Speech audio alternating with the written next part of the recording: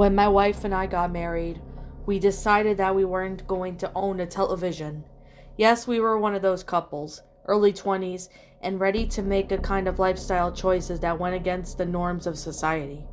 We weren't obnoxious about the fact, but we did take a measure of pride in the fact that we weren't wasting our time in front of a screen like so many of our friends. However, after 3 years of watching movies, huddled around on a tiny laptop, and trying to find the possible position where we were both comfortable and could still see the screen, we gave in. So on Halloween night, believe me, I know it's cheesy, that sounds like the beginning of a creepy story, but that was actually the night. We went to the store and bought a flat screen just like all of our other merry friends. Then we picked up a PS3 because we still hadn't given into watching television. We just wanted to be able to comfortably watch movies and play video games. I had instant buyer's remorse as I watched our bank account shrink, but my wife was happy, and so I loaded the boxes into the car and we headed home. We set the screen in front of the foot of our bed, and then for the next month we rented movies. I beat my first video game since middle school. My remorse slowly lessened as I began to feel that we made a worthwhile addition to our home. Sometime in early December, my wife's brother asked if we've ever watched Adventure Time. I said no and asked what it is. He told me it's the most amazing cartoon series ever, that he has seen every episode. He offered to torrent the entire series to us, and I said sure. The next day, he bought over a flash drive and transferred the show to our PS3's hard drive. Then we did what anyone else did when they got a complete series. We watched the whole thing in just a few days. It was seductively easy to watch the entire season in one day, especially since each episode is only about 11 minutes long. Although the first episode seemed strange and a bit pointless, but by the fourth episode we were addicted. By the time we got to the fourth season, the randomness of the earlier episodes had transformed into incoherent narrative arcs that would span multiple episodes, and the continuity meant that certain plot elements would often reappear a dozen episodes later. Cryptic hints of elaborate tragic history within a show, a great mushroom war, is frequently mentioned.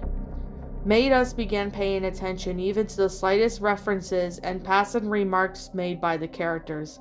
The schizophrenic nature of the show's characters in early episodes gradually disappeared, and the greater character development allowed us to connect with, at times even sympathize with, each figure.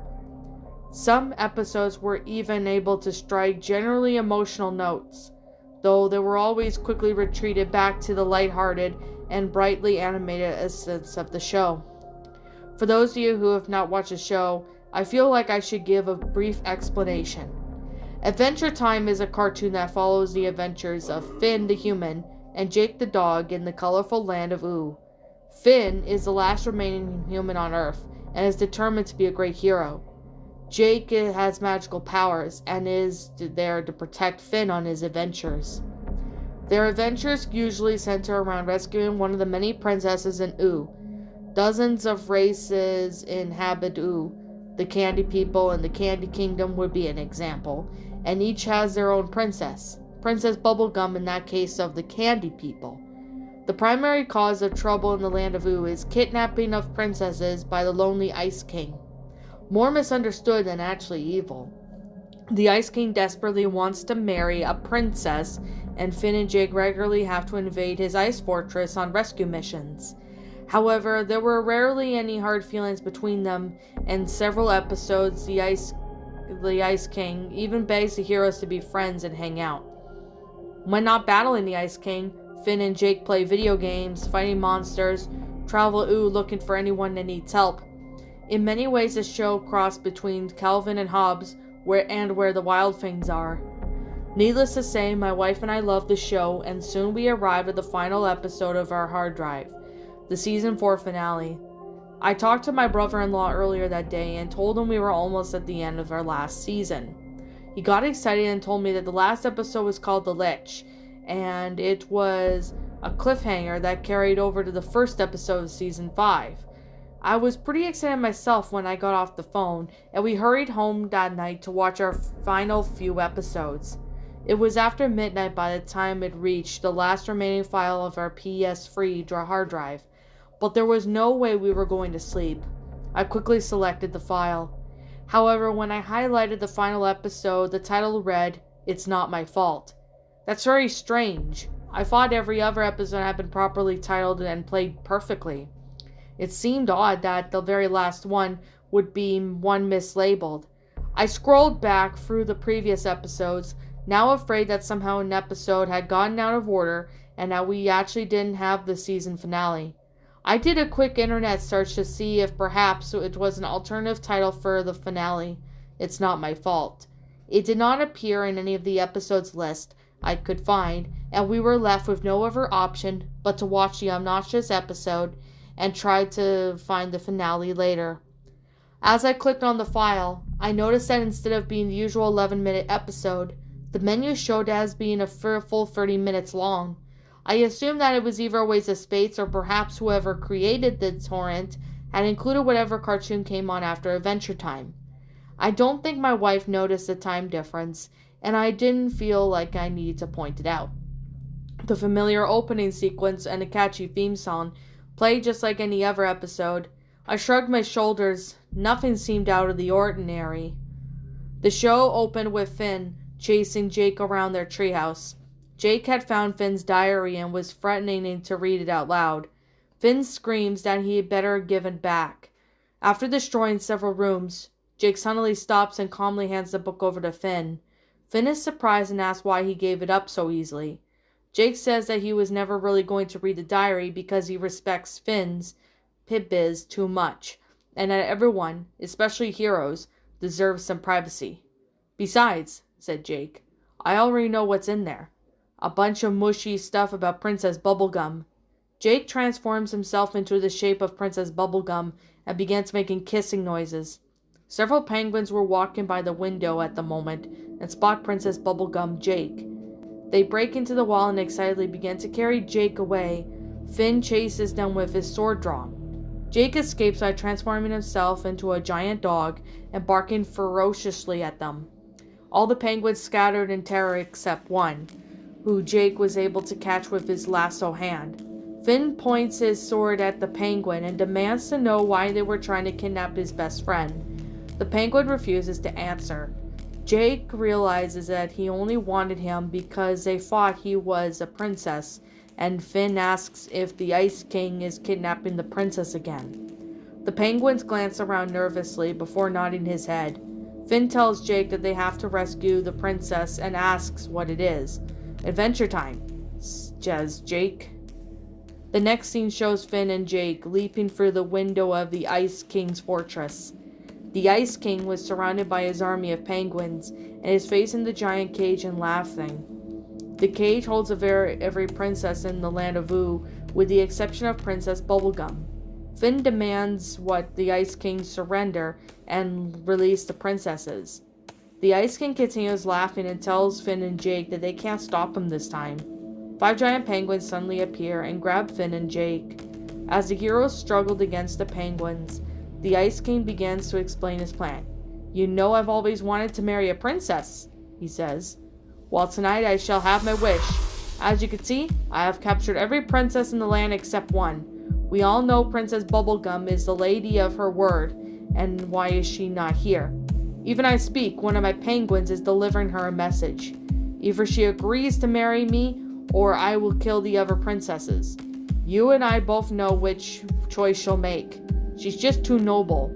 The Ice King laughs again and flips a switch on the wall. The room begins to shake as the floor of cage slowly opens to retract, revealing a deep pit full of ice spikes. Jake begins to panic and tells Finn that the Ice King might be right and that Princess Bubblegum might actually marry him. Now empowered by the fury of a jealous lover, Finn explodes with a rage of violence, unleashing a mighty cracking scream. He punches free from the giant penguin guards and launches himself at the Ice King as Jake flips a switch, stopping the floor. With a flying kick to the face, Finn knocks over the Ice King to the ground and draws his sword. The princesses cheer and defeated the Ice King begins whining in disappointment. At this point, we were about 11 minutes into the episode, and I assumed that Finn would give the Ice King his usual speech about how it's wrong to kidnap people, and the episode would end. I was wrong. Instead of calming down, that vanquished Ice King lay at his feet. Finn continues to shake in anger. He began to scream and raise his sword above his head. The Ice King is surprised and asks Finn what's going on. "You've won," admits the king. "You can take the princesses and go." "No!" screams Finn. Everyone in the room goes silent and stares at as he lifts the blade. "As a hero, it's my duty to fight evil, and this is the last time you'll ever kidnap someone," shrieks Finn. In one disturbingly quick motion, Finn brings his sword down upon the Ice King's neck, severing his head completely. I glanced at my wife. Her eyes were wide with disbelief. On the screen, I could see the blood gushing from the body and the head. It had surreal quality, almost as if the animators used mixed media technique. The blood did not appear to be drawn, but rather as if someone was pouring actual liquid onto the image. A hint of steam even rose from the ice floor as the hot blood pooled on it. The caged princesses were now screaming uncontrollably. Jake had wrapped his arms around himself, his face frozen with the silent scream. Finn slowly comes to his senses and stares at the Ice King's decapitated corpse. With vacant eyes, it begins to mutter apologies. I didn't actually mean... It was an accident. It's not my fault," says Finn, his eyes filling with tears. "This is your fault." Dr. Princess had moved in front of the cage and was now looking directly at Finn. "You have already defeated him. You didn't have to do this." But I'm a hero," cries Finn. "It was an accident." "No, Finn," says Dr. Princess. "You have done something very, very serious. The Ice King is dead and it's your fault." "It's not my fault!" screams Finn. He jumps out of the window and runs into the snow. Princess Bubblegum and Lady Raincorn arrived and Jake tells him what happened. They free the rest of the princesses and have to leave to search for Finn. The princesses return to their kingdoms, but have seen too much. The next scene shows Finn hiding in the snow fort. He is trying to process what he has done. He reminds himself that a true hero and that everything he has done is only for good for the others. He says that he might not have to mean to kill the Ice King, but it only happened because he was trying to do the right thing, trying to protect the princesses. His thoughts were interrupted when one of the penguins discover him. It's Guffer, the Ice King's favorite penguin.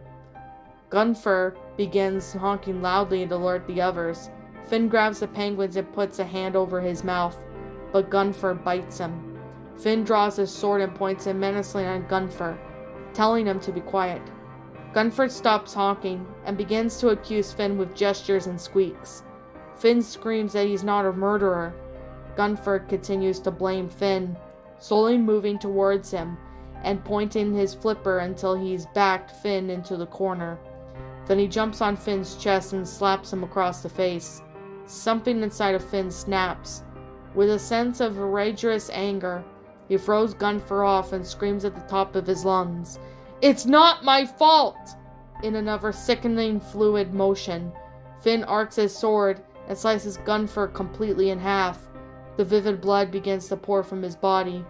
I can now see for certain that the animators had somehow incorporated the actual blood-like substance into their animation. Not only did the blood form the puddle around the body, but it actually began to run down the sides of the frame, down to the bottom of the screen where it began to pool, almost as the screen itself was bleeding. Even when the angle changed, the blood running down the screen remained. Now with though a slight reddish tint, I could see Finn with Gunfer's accusing cries now silenced. Finn realizes the solution to his dilemma. He must kill everyone who witnessed his crime. For the next several minutes, a gruesome montage played out across the screen. Beginning with Dr. Princess, Finn begins to brutally murder every princess in an attempt to erase his crime. In every kingdom across Land the scene plays out. Without a word, Finn approaches the princess, swings his sword, and spills more hyperrealistic blood across the screen.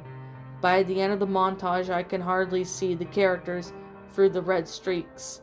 After murdering the princesses, Finn realizes that there is only one witness left, Jake. He travels to the Candy Kingdom and confronts Jake in front of Princess Bubblegum. Jake transforms into a giant dog with the sword in hand and fights Finn. Finn demands to know whether Jake thinks it's an accident or if he too considers Finn a murderer. Jake says that he knows Finn and that he knows that he would do anything to help anyone, that he is the true spirit of a hero. But this time he went too far, and even a hero should be willing to face up to their crimes. Finn drops his sword and bows his head and begins to cry. Jake shrinks down and begins to hug him. Suddenly Jake screams, Finn's sword buried deep within his stomach. "I'm so sorry," says Finn. "I'm so sorry. This is all my fault." As Jake lays dying, Finn looks up to see Princess Bubblegum staring at the scene in horror, the pink drain from her face. Finn, still holding up his bloodied sword, begins to walk towards her. Only one witness remains. Princess Bubblegum falls back and raises her arms to defend herself as Finn continues forward. She begins to sob. Finn pauses above her. "I'm sorry," he says. He raises his sword. "This is all my fault." Then the screen went to black. I looked around and was standing across the room from our TV. I looked behind me. The image on the screen showed the main menu as the first 5 seconds of the episode continuously loop. Yet the sobs continued. I looked down at my feet and saw my wife crumpled on the floor. My hand was a knife from the kitchen. "Please don't kill me," begged my wife. Coming fully to my senses, I dropped the blade and sat down on the floor next to her. She screamed. I tried to hold her, but she desperately pushed me away and began crying harder. Realizing what I had almost done something horrible, I begged for her to come back to me. "It's not my fault," I said.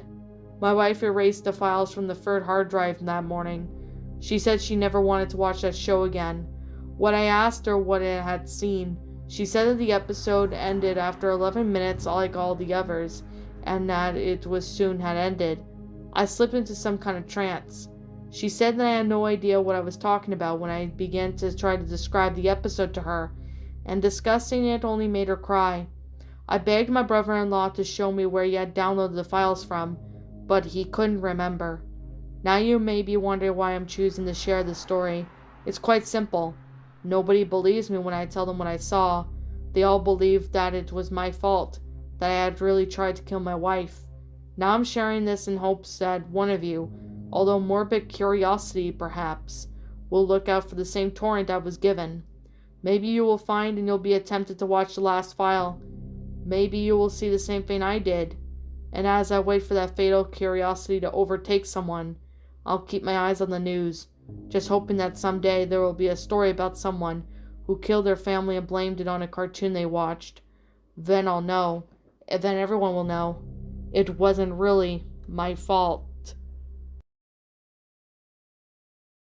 And that, my pretties, was Adventure Time, It Is Not My Fault. A creepypasta written by Ward Hocut. I think that's how you pronounce the person's name. My final thoughts on this story. I thought this was a pretty okay story. I mean, it was a decently concept. Although there were a couple cliches in it, like hyperrealistic blood and, Finn all of a sudden going into a rage and killing everybody. I mean, I know it's cliched because so many other pastas have done it, but to me personally, I thought this was a pretty interesting story. It wasn't terrible or anything. I just thought it was a really interesting concept for a story, which I personally thought it was really interesting. I really do have to say, besides the cliches, I personally thought this was a really interesting story. Maybe not the best, but definitely not terrible. I definitely have to say it's definitely not terrible. I mean, it's not really the best story in the world, but I have seen, other stories that were just bad. But, the concept of it was, all right. Like, I mean, I like the concept of it, but minus the few cliches that were in the story was actually not that bad. I thought it was all right for what it is. I mean, maybe it's not the best story in the world, but definitely wasn't terrible. So, I could definitely say this is definitely was an interesting concept for a story. I mean, I thought it was really enjoyable for me personally. I mean, your opinion might be different than mine, but like I said, I'm not gonna judge your opinion if you don't like this story or not, but I thought the story was alright. Maybe not the best story in the world, but it definitely was alright for what it is. So, with that being said, I personally really thought it was an enjoyable story. So, with that being said, I personally like the concept of it. It's actually quite interesting. I personally really thought it was enjoyable for what it is, minus the couple cliches.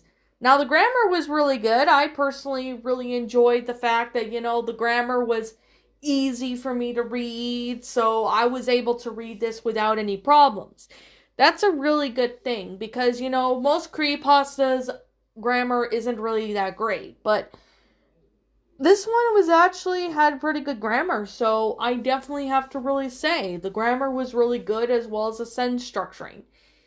Some parts of the story had very big paragraphs, so I was a little confused. It was a little confusing to read at certain parts, but other than that, it was actually quite readable. I still was able to read this without any problem.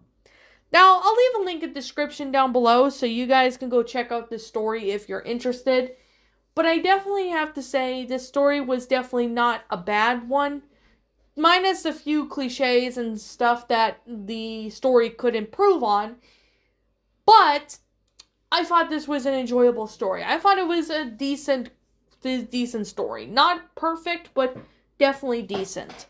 So, Lord Hocut, if you're watching this, I have to say, really good job with this story. This was definitely a really enjoyable one to read. I mean, minus a few things that I really, that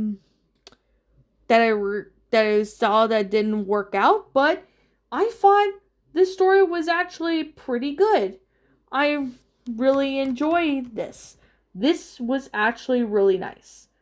So, I guess with that being the case, and with that being said, like I'm always gonna say, this is just simply my own personal opinion, and if you disagree with it, that's perfectly fine too. We're all entitled to our own opinions regards to these creepypastas. This is just simply my own personal thoughts. I'm gonna give this story a 7 out of 10. One, while it is a really decent story because of the good grammar and sentence structuring and stuff, the story was actually quite interesting, and I personally really liked it. However, minus a few cliches in the story, I thought this was a decent one. Maybe not 100% perfect, but definitely was a good one. I definitely have to say I was able to read this without a problem. It was a good story. Really can recommend this to anybody who's never read this story yet. So, yeah. Anyways, what did you guys personally think of this story? Did you enjoy it? Did you not? Also, what you have done personally to help make this story a lot better? Feel free to let me know what your thoughts are down in the comments below. I'm the Lion Queen. Thank you so much for watching today's video. And if you're new to my channel, be sure to leave a like, comment, and subscribe if you're new. Ring the bell for notifications, 20 uploads. That way you guys will not miss an upload. And as always, if you guys want to go follow me on Twitter, link to my Twitter account will be in the About page section, so you guys can go follow me. Also, if you want to follow me on DeviantArt, link to my DeviantArt account will be in the About page section, so you guys can go follow me on there. Also, don't forget to subscribe to my backup channel, known as Miss Dark Shigo, as link to that will also be in the About page section. So, with that being said, and with that being the case, that's pretty much all I have to really say, but if I'm missing something, please let me know what it is in the comments below, because I'm pretty sure I got everything. So as always, thank you so much for watching, and like always, roll the outro, because I'm out. What's up, my pretties? It's the Lion Queen here. I want to appreciate you all for tuning into this video, And I do appreciate you guys supporting my video by giving this video likes and stuff. If you really enjoyed this video, be sure to leave a like, comment and subscribe if you're new, ring the bell for notifications to when I upload so that way you guys will get updated for whenever I upload. If you want to follow me on Twitter or DeviantArt, feel free to leave a follow on those if you are interested in following me on those socials. If you want to support my backup channel, known as Miss Dark Shigo, feel free to subscribe to it, as a link to that will also be in the About page section. And with that being said, and that being the case, thank you so much for watching, my pretties, and as always, please stay pretty.